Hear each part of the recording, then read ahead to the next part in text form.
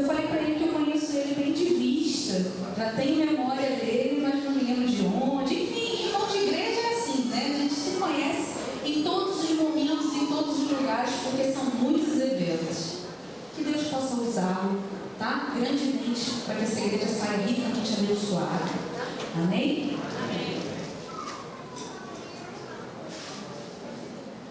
Eu cumprimento a igreja de Nova Iguaçu no sábado. É muito bom estar aqui. Eu disse a irmã Ana mais cedo que talvez nós nos conheçamos aqui mesmo, em Nova Iguaçu. Eu estive pregando aqui alguns anos atrás, a convite do John Washington, que é um dos anciãos desta igreja. Foi quem também me convidou desta vez. Eu digo que todos nós somos especiais, com certeza.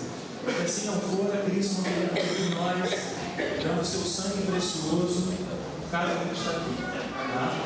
Vamos fazer mais uma oração antes de nós começarmos. Senhor Deus, nós te somos gratos pelas bênçãos derramadas em nossas vidas. Te somos gratos porque estamos aqui na tua casa, com o propósito de servir, de adorá-lo.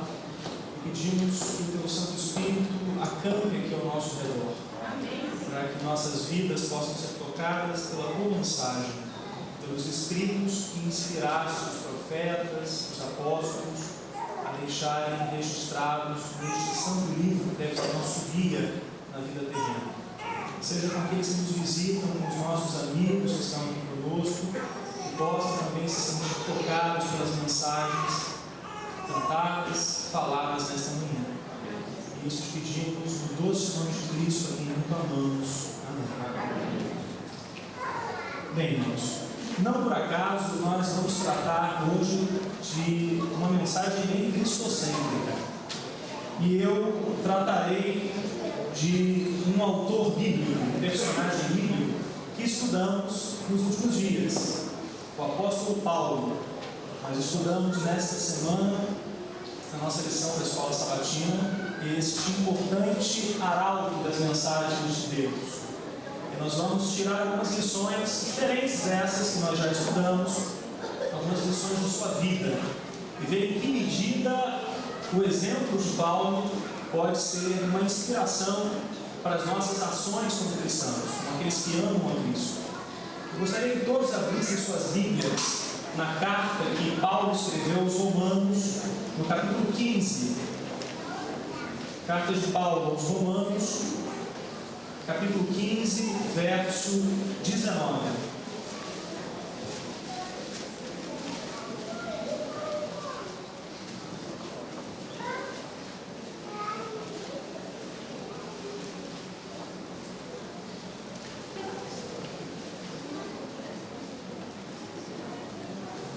Romanos, capítulo 15, verso 19. Vejamos. Por força de sinais e prodígios, pelo poder do Espírito Santo, de maneira que desde Jerusalém e circunvizinhanças até o Ilírico tenham divulgado o Evangelho de Cristo. Talvez esse verso escrito pelo próprio apóstolo Paulo seja uma das citações mais claras sobre o alcance do seu trabalho missionário à época do primeiro século.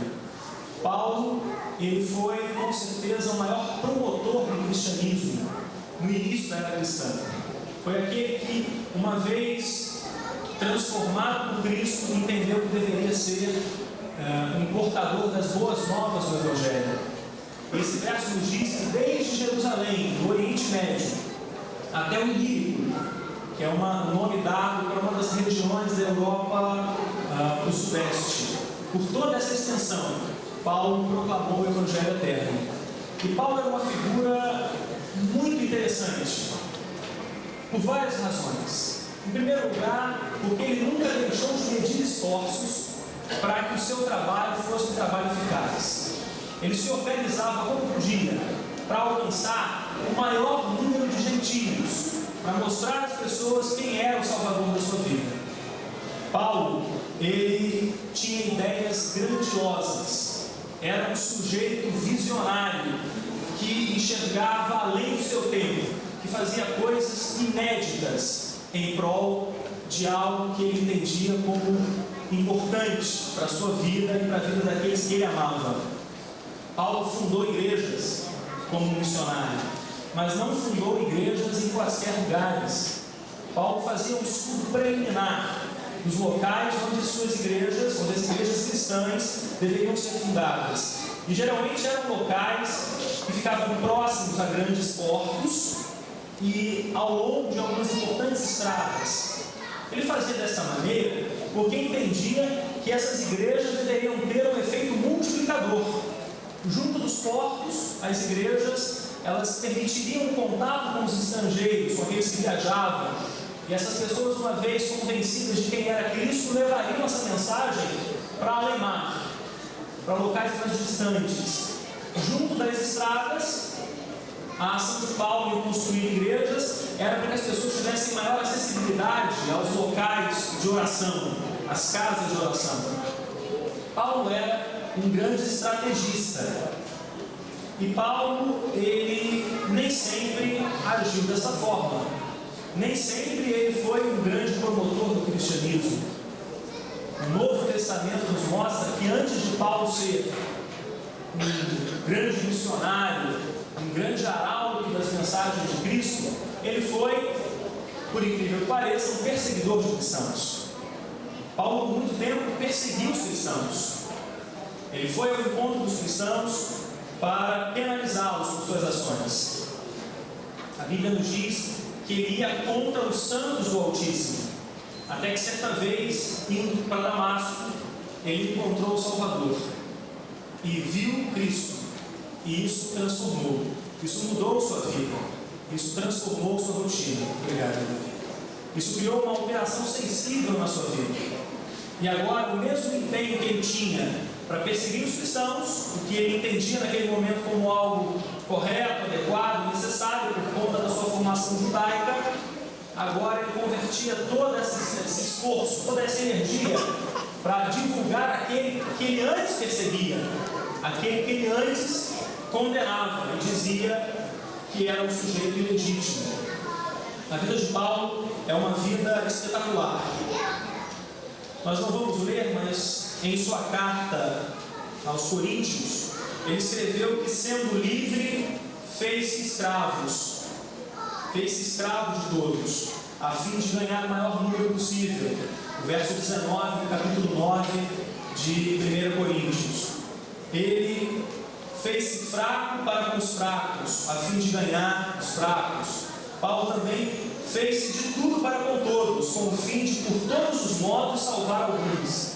Verso 22 da sua primeira carta à igreja de Corinto. Vejam que Paulo, ele fazia o que podia, porque seu propósito qual era? Ser um canal de Deus para salvar as pessoas. Agora, eu fiquei meditando em minha casa. O que será que move uma pessoa a ter uma ação tão dedicada, tão empenhada como essa de Paulo? Paulo gozava de um certo privilégio. Ele foi instruído por Gamaliel, um dos grandes do mundo judaico. Ele tinha cidadania romana, o que lhe dava abertura e um status político formidável diante dos judeus e dos gentios. Ele agora usa tudo isso em favor de sua jornada cristã, em favor do sucesso das viagens que empreendia para conseguir expandir o cristianismo pelo velho mundo, pelo mundo conhecido. Existe um texto que eu gostaria de ler com vocês, que está em Atos, no capítulo 17, um pouquinho antes da carta de Paulo aos Romanos. Vamos ao livro escrito por Lucas, Atos dos Apóstolos, capítulo 17.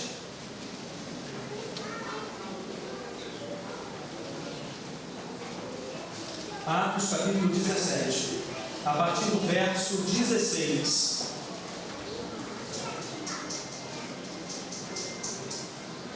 Vejam o que Lucas escreveu a respeito de uma das missões mais difíceis com a qual Paulo lidou. Verso 16 do capítulo 17 de Atos dos Apóstolos. Enquanto Paulo os esperava em Atenas, o seu espírito se revoltava em face da idolatria dominante na cidade. Por isso dissertava na sinagoga entre os judeus e os gentios piedosos, também na praça todos os dias, entre os que se encontravam ali. E alguns dos filósofos epicureus e estoicos contendiam com ele, havendo quem perguntasse: que quer dizer esse tagarela? E outros: parece pregador de estranhos deuses, pois pregava Jesus e a ressurreição. Paulo estava nesse momento em Atenas, e como vocês sabem, foi uma cidade importantíssima nos tempos antigos. Atenas foi o local onde germinou boa parte da ciência, e não só a ciência. Atenas foi o local onde a própria filosofia lançou boa parte das suas bases, a filosofia ocidental. E Paulo estava agora em um ambiente que o desagradava em face da grande idolatria. Por incrível que pareça, os atenienses, embora muito seculares, eram também idólatras. E Paulo estava com uma missão importante de divulgar Cristo, de divulgar Deus em meio a um espaço de tanta idolatria. E ele começou a pregar. Nós não vamos ler todo o relato para não alongar muito o sermão. Vocês podem ler em casa, do verso 16 ao verso 34. Mas a história conta que Paulo, ele começou a pregar. Só que a pregação de Paulo foi antecedida por um grande trabalho de campo. Eu sou geógrafo de formação. E na geografia, uma coisa que nós fazemos com frequência são os trabalhos de campo. O que é o trabalho de campo? É quando nós visitamos uma área de estudos para aprendermos um pouco mais dessa área de estudos, para entendermos como são certas coisas que foram relatadas por alguém, mas que não foram vistas por nós mesmos. Então, o trabalho de campo é uma ferramenta importante para nós conhecermos algum lugar, um lugar que nós queremos estudar, onde queremos implantar um grande projeto. E Paulo, nós entendemos isso no capítulo 17 do livro de Atos. Ele esteve em Atenas e começou a pregar. Só que a pregação de Paulo ela foi antecedida por um trabalho de campo. Paulo percorreu as ruas de Atenas, falou com as pessoas, procurou entender quais eram suas práticas, seus costumes. Ele estudou aquele espaço antes de empreender as suas ações. Paulo não chegou de modo desajeitado, apressado, ele começou a falar para pessoas que ele mal conhecia. Ele não fez isso. Ele se preparou, ele antecipou ações, ele previu cenários. Isso como parte das suas ações muito inteligentes, das suas ações voltadas à proclamação do Evangelho. Mesmo assim, houve uma grande resistência. Alguns dos filósofos disseram: quem é esse tagarela? Nós vemos isso agora, que fala para nós. Quem é este falante? Do que ele está falando?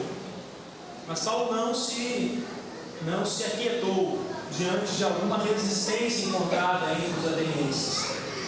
E continuou a pregar.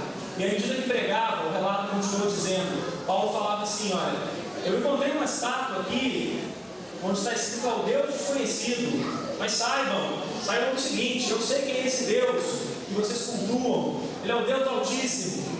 Paulo, ele elaborou para um público pagão uma mensagem que considerava as características do mundo natural.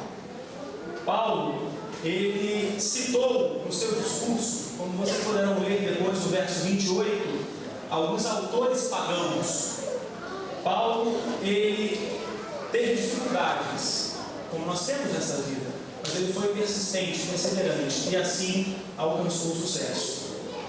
Com certeza, Paulo, ele foi alguém que teve a sua vida transformada por Deus. Se assim não for, eu não teria feito o que fez. Se assim não for, eu não teria se colocado em situações tão difíceis, em prol de uma certeza, que era a certeza de que Deus era com ele, de que Deus o movia a fazer aquilo. Paulo era alguém cuja conduta deveria ser admirada por alguns, em função de ele ter permitido que Cristo atuasse nele, que Cristo agisse por meio dele. Isso não significa, como nós estudamos essa semana, que Paulo não teve problemas, mas significa que Paulo, em meio aos problemas, colocava Cristo em primeiro lugar. Ele imediatamente atendia às demandas de Cristo. atendia o projeto de Cristo para a sua vida. E aí eu pergunto para todos: será que nós temos esse empenho de Paulo? Será que nós cremos em Cristo como Paulo estava crendo neste momento da sua vida, quando tornou-se efetivamente um cristão e tornou-se um grande divulgador das mensagens salvadoras de Cristo? Eu resolvi falar de Paulo para, na verdade, contextualizar o que está em Marcos, no capítulo 16. Eu gostaria que vocês abrissem suas Bíblias em Marcos, capítulo 16, verso 16.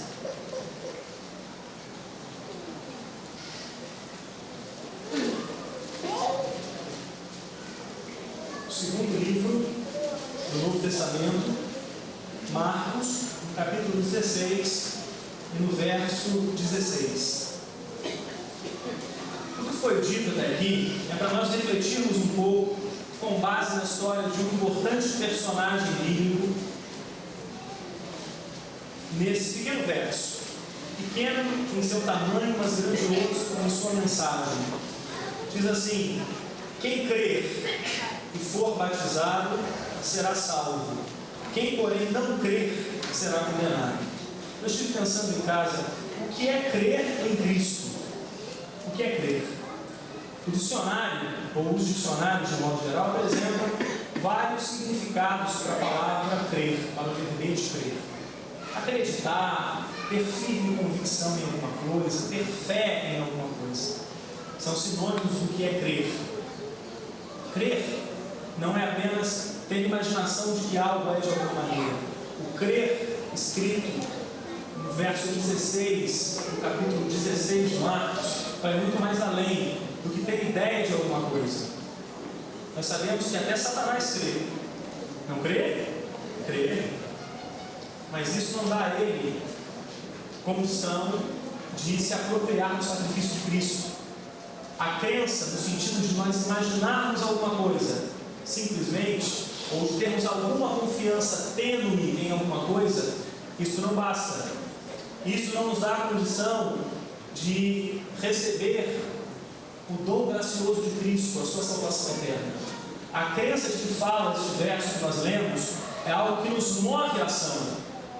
Como é que nós, crendo em Cristo, tendo certeza do significado da morte de Cristo, vamos nos manter aquietados, calados?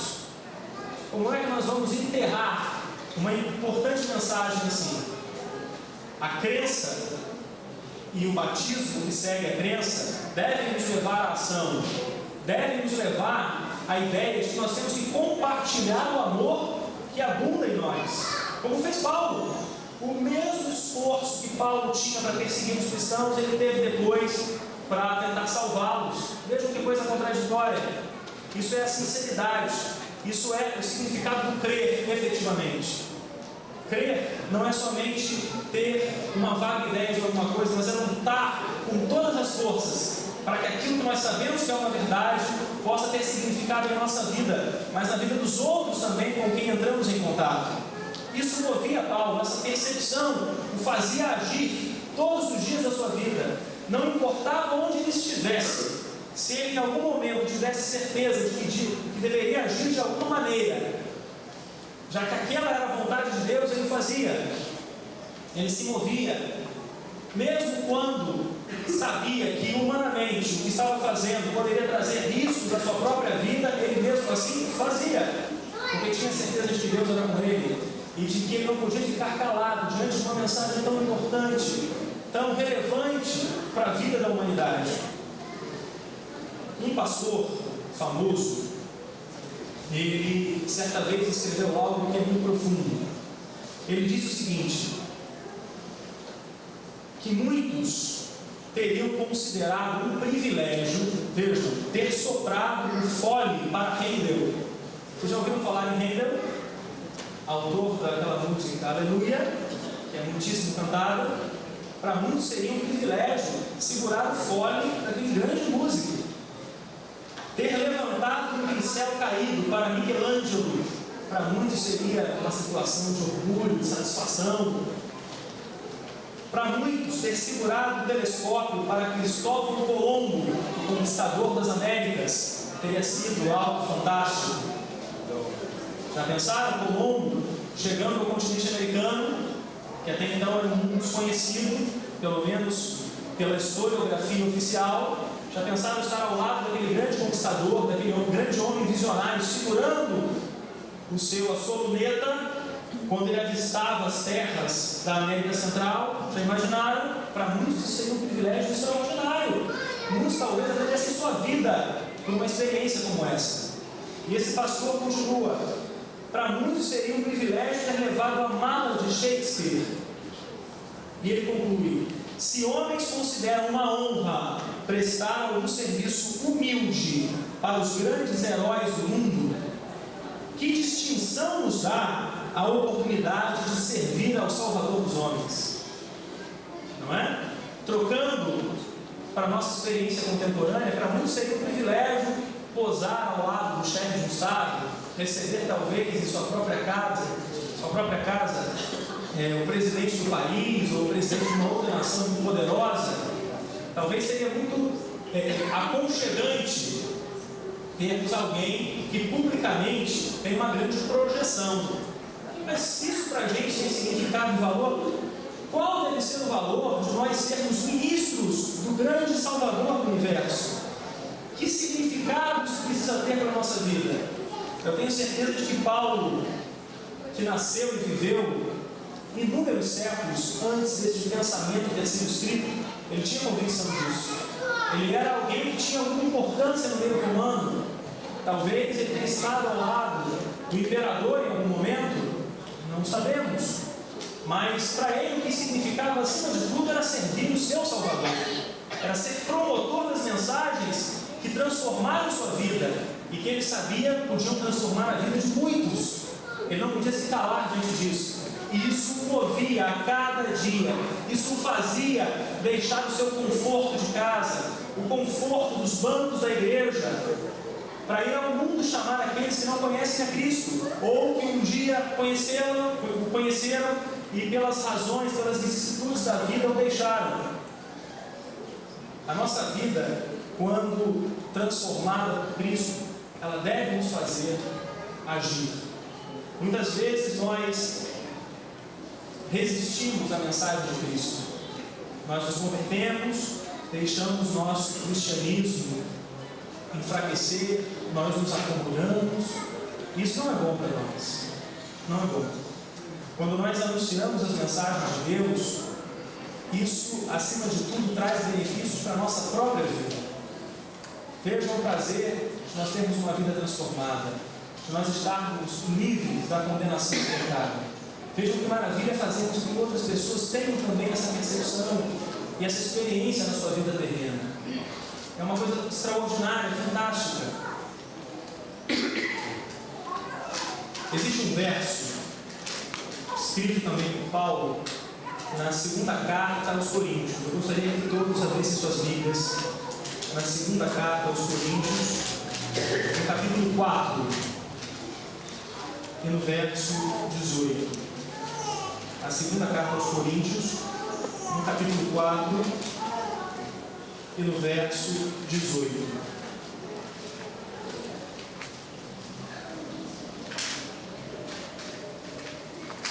Segunda Coríntios, capítulo 4, verso 18. Depois nós leremos 1 Coríntios, capítulo 15, verso 19. Logo em seguida.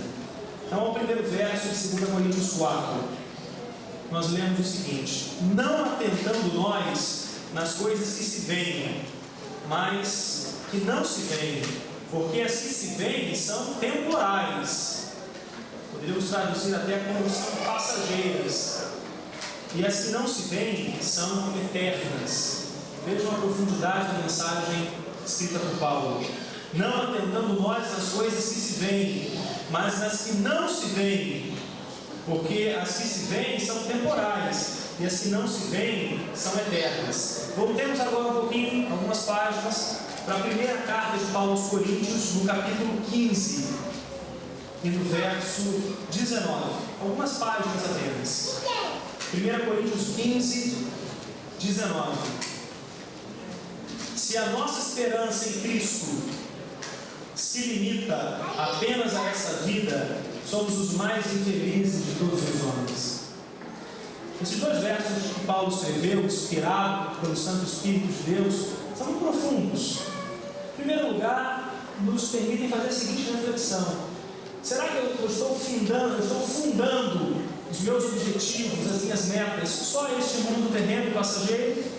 Ou será que eu estou empreendendo ações pensando na volta de Cristo e na eternidade, quando não mais passarei por dores, quando não mais lidarei com o pecado? Será que a minha perspectiva de vida se limita ao presente, ao que é passageiro? Se isso acontece, eu não estou escolhendo certo. É uma escolha que me levará provavelmente à morte. No verso 15, ele diz que se nossa esperança, ele complementa no verso 19 do capítulo 15, o que escreveu na segunda carta aos Coríntios. Se a nossa esperança se limita apenas ao que está aqui, ao que é passageiro, nós somos os mais miseráveis de todos os homens. Nós precisamos entender qual é a nossa missão, que é ajudar as pessoas, que é ajudar a nós mesmos, permitindo que Deus encontre morada no nosso coração, permitindo que Ele faça conosco o que fez com Paulo. Nós não precisamos ser viajantes como Paulo foi. Não precisamos ter a erudição de Paulo e a sua capacidade de se comunicar com pessoas de culturas as mais diversas. Nós não precisamos ter essas qualidades para deixar que Cristo habite em nós. Nós precisamos apenas nos dedicar a Ele, e Ele achará algum talento em nós e desenvolverá esse talento para que nós possamos aplicá-lo na causa evangelística, para que nós possamos fortalecer a nossa vida, para que nós possamos ter uma perspectiva de vida diferente daquela que muitas vezes nós levamos. É claro, irmãos, que isso muitas vezes não é tão simples, porque seguir a Cristo exige uma renúncia, e renunciar a algumas coisas que são agradáveis, que na boca tem um bom sabor, muitas vezes é difícil. Muitas vezes nós tardamos para fazer algumas escolhas, para tomar algumas decisões, porque entramos em contato com certos convívios, com certas práticas, que são, a própria Bíblia nos diz, muito prazerosas. Só que muitas dessas práticas, desses convívios, muitas vezes nos levam à morte. Existe um pensador que diz assim: um mal, ou melhor, um bem, que no final das contas nos leva ao mal, é na verdade um mal. Muitas vezes nós temos alguma coisa conosco que nós achamos que é boa, sob certas perspectivas, mas se isso está nos afastando de Deus, nos tirando do caminho estreito que nos leva aos céus, isso na verdade é ruim. Isso está comprometendo as chances que nós temos de nos salvar. Isso nos afasta de Deus, cria um bloqueio entre nós e Deus. Para que nós possamos ter sabedoria, experiência cristã, que nós possamos nos dedicar a Deus sempre na primeira hora, estudando a sua Bíblia, refletindo sobre suas mensagens, para que Ele fale para nós o que é que nós façamos. Porque dessa maneira nós vamos nos blindar contra boa parte das ciladas deste mundo pecaminoso e vamos nos fortificar, vamos fortalecer nosso cristianismo, as nossas reservas de cristianismo, para assim solidificarmos a nossa caminhada rumo ao céu. Com certeza, Paulo, quando teve contato com Cristo, ele fixou seus olhos no Mestre. E quando fixou seus olhos no Mestre, chegou a ficar por algum tempo cego. Mas a imagem, alguns teólogos dizem, de Cristo ficou registrada dentro da sua cabeça. E isso transformou sua vida. Que nos momentos difíceis da nossa vida, nós possamos fixar os nossos olhos em Cristo, no nosso Mestre. Porque nele há salvação, nele há oportunidade de vitória, nele há possibilidade de nós vencermos qualquer obstáculo que se imponha ao nosso cotidiano, à nossa vida. Nem sempre a vida cristã vai nos livrar dos problemas, mas a vida cristã, ela pode nos dar a esperança de que tem alguém ao nosso lado, que nos ampara em qualquer situação, mesmo que ocorra qualquer problema. É isso que nos move como igreja nessa terra. É isso que nos move como sujeitos que precisam ter suas vidas constantemente transformadas por Deus. E que Deus nos abençoe, para que assim como Paulo, nós tenhamos essa perspectiva futura de uma vida eterna, para que nós não nos baseemos nas coisas terrenas, passageiras, até porque nós não sabemos quanto tempo nós vamos existir aqui, quanto tempo vamos viver. Há tantos acidentes, tantas violências neste mundo. Muitas vezes nós saímos na rua, presenciamos acidentes. Eu mesmo recentemente vi um atropelamento, um motoqueiro na contramão avançou o sinal e atropelou um homem. Isso é constante. Então nós não sabemos qual é o nosso tempo de vida aqui. Nós não sabemos qual vai ser a duração dessa nossa vida temporal.